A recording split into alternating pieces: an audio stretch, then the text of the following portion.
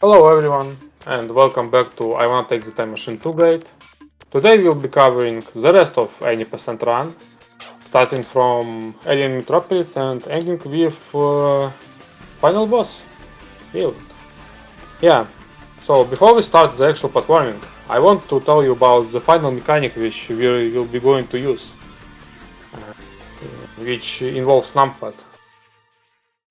It's called Numpad setup. I'm going to show you my keyboard once again. So, in order to do a numpad setup, which is basically pressing two keys at the same time, but 100% consistency, you hold shift and you hold a numpad button. As you can see, yet again, my shift is unheld though I'm holding it. But if I press left, or if I hold right, then it presses at the same time as I press the right button. And that's the numpad setup for you. So, in the game it looks something like this. Yeah. You can also do it to the right. It's just a consistent way to press two buttons at the same time, which is really good for a certain moment which we're going to be doing here. As you can see, I brought up the coordinates. We will be using them. So, right off the bat, if you don't die here, this has a good cycle, like this. But if you do end up dying, what then? Well, you still need to beat this save, but then save reset here, wait a bit here, and jump. And then you made it. It loses a bit of time, not that critical. Anyways. Now we have the UFO save, which is just shoot them by shooting up. This pair of mobs have attacks aimed at you, so yeah. Here take this safe if you want to play it safe. You can also ignore it and do something like this, but that's a bit more risky. Also make sure to use the final refresher to activate the trigger. You don't really need the safe near the trigger because this is backtrack and just don't die because dying in the backtrack sucks. It's a really big time loss. Here you can hug that wall if you want to play it safe.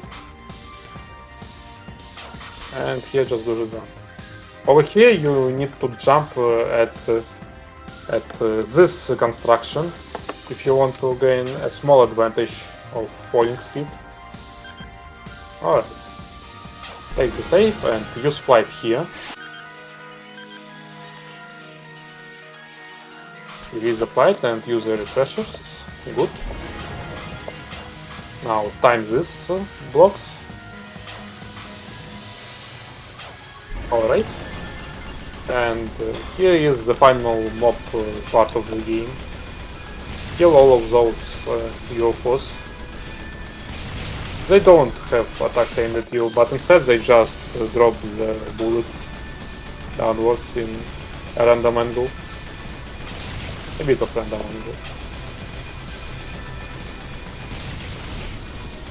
But it wouldn't be too bad. Yeah. Here take the save and then reset and hold right till you make it to the next save.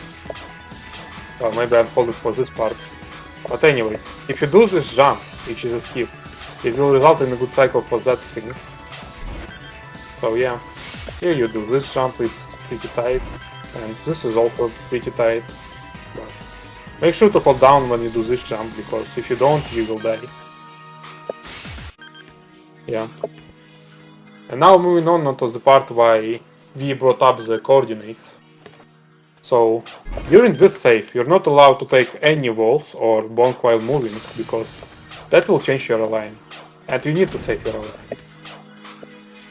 Ouch. Yeah, I messed up.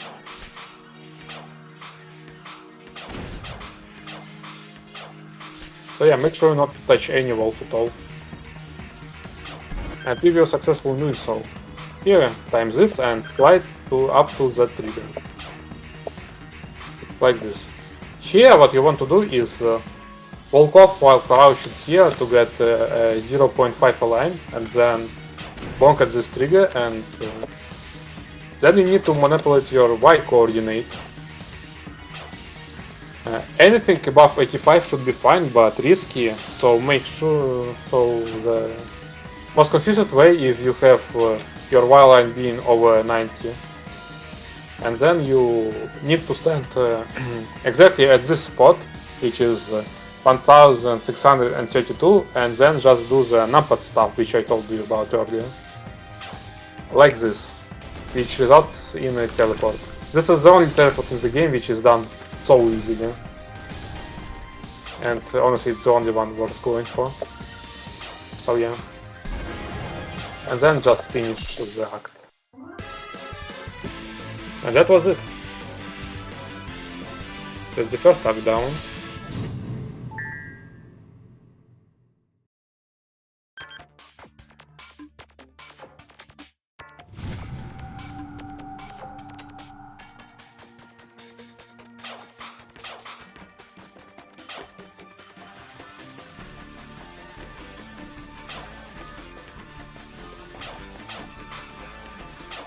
Now opening on to the second act, which is the final platforming of the game, basically. Here just 12 jumps, nothing too scary. Yeah. Here's a UFO, and I need to tell a lot of stuff before proceeding further. Here's one interesting moment.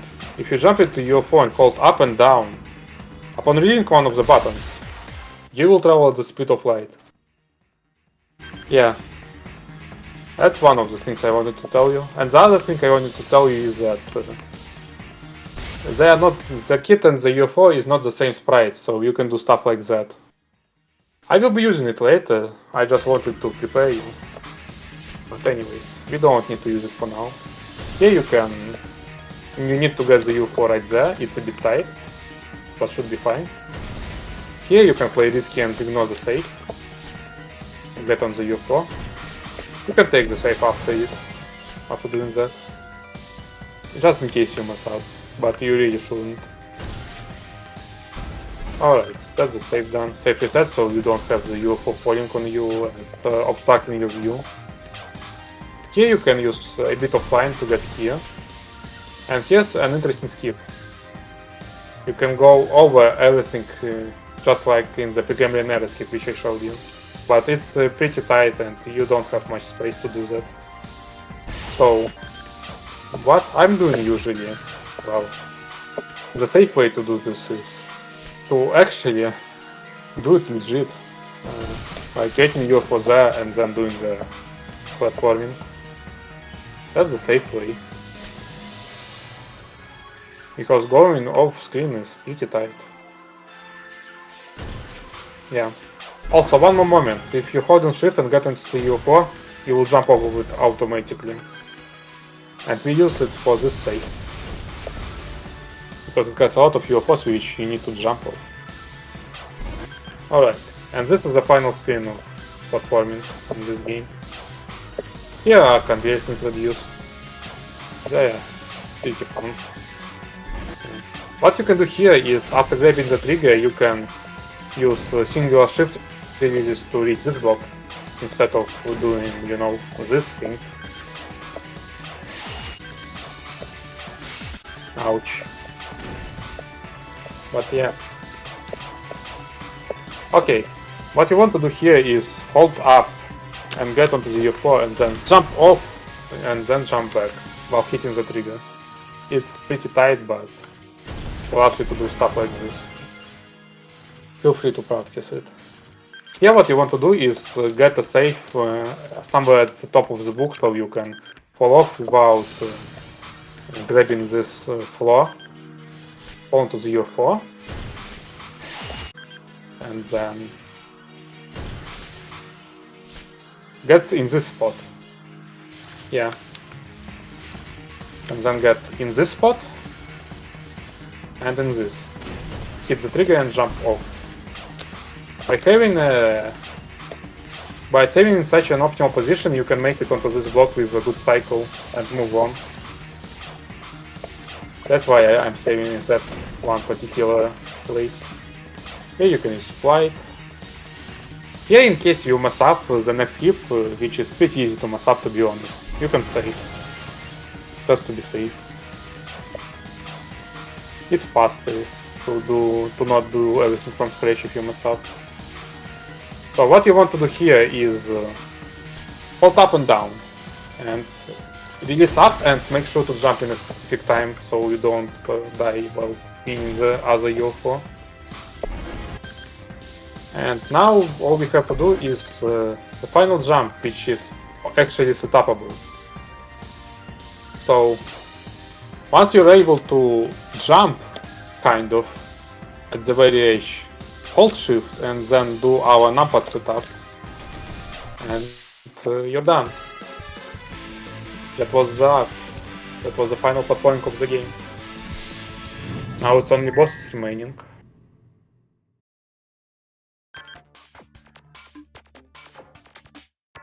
No bosses, in fact.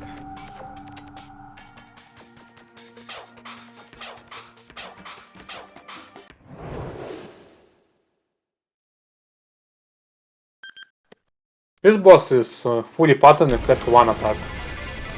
And it's fully patterned if you think that aim flatters this pattern. The only attack which is RNG in this is this rocket explosions. But they have one interesting comment about them, is that they always, they will never have fire exploded in the center of it. But it's random how they explode off the center. So yeah, try to utilize that in case you are having trouble with it. And the rest is just pattern. If you know the spots where you need to go, then you should be fine. You shouldn't really die. Except the fire attack. This one. It can kill you. Though it happens rarely. And this is, by the way, this is a cycle of this boss. Yeah, you have to go on a bit of a cycle, then kill the boss. And you saw that in the beginning I was standing in the center, because there's more hitbox in the center when it spawns. Yeah, you know, obvious optimal damage issues and stuff. Alright, we are done with this world, but I'm not done with the guide yet, because this is the final episode. So, go in the time machine, press up twice, and spam shift to enter as fast as possible into the Cosmos Laboratory.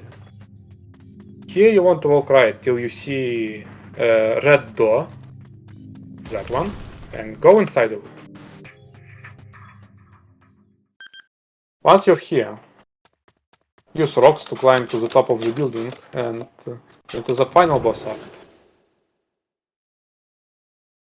Which is, yeah. This boss is really hard, so I'm leaving it all up to you to practice.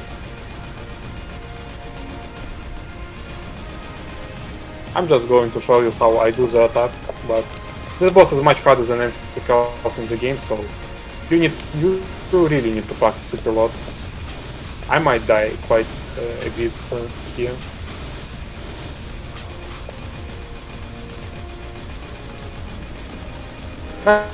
There's also some risky strats which you can do to save like 20 seconds of time on this boss, but I'm not doing them. That's too advanced, and honestly it's quite a luck check if you want to risk it. Yeah, you can save time on this attack, but I'm not going to. You can stay down there with the boss, but that's pretty stupid. Anyways, entering the second phase, right off the bat with the worst attack.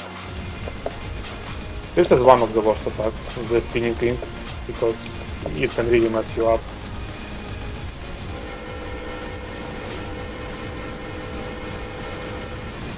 Alright.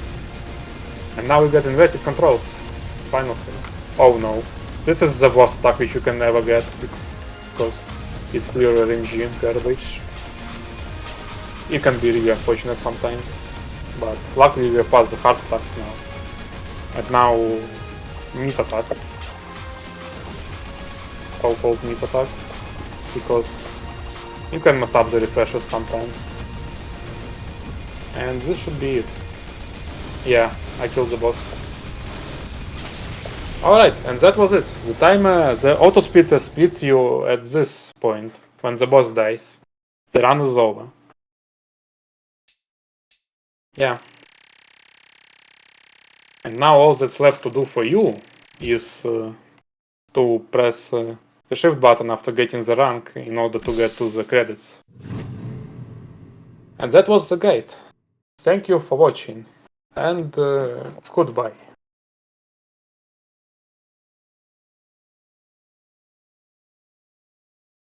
You got to know, now is how we are gifted just for being humans. We are absolute predator. We do not even have any enemies. Maybe they're not anymore watching us, thinking that someday we will be dead.